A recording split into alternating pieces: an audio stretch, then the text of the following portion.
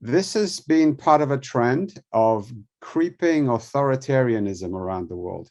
Governments are becoming increasingly intolerant of criticism, of investigative journalism, of journalists looking into things like corruption. And so one of the ways of silencing those journalists and sending a signal to other journalists who might do something similar is to jail them. The trend has been increasing.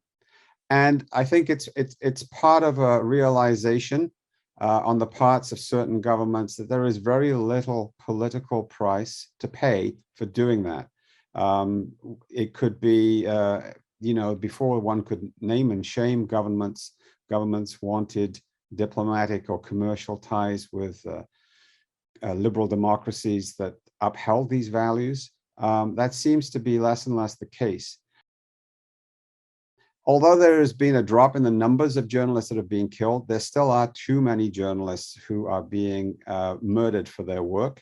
And impunity, the failure of states to prosecute all the killers of journalists, including the people who order the killings, that impunity is a cancer on journalism, and it sends a terrible message to journalists within that country. And so self-censorship becomes a problem. Governments that want to silence critical reporting find other ways which are less likely to attract international condemnation. That is jailing, but also tying journalists up in legislation, bankrupting them with lawsuits. It could be, for example, limiting the means of communication when there's a big story. So we've seen throttling of the internet, that's to say slowing down the speeds of internet so it becomes virtually impossible to upload video or pictures of a protest. China has headed this list of top jailers of journalists for several years now. But what we saw this past year is the effect of the draconian security law that Beijing imposed on Hong Kong. And so now we have journalists and publishers in jail in Hong Kong for the first time. We have documented at least 19 journalists in jail in Belarus, which is a really large number compared to what it was before the crackdown.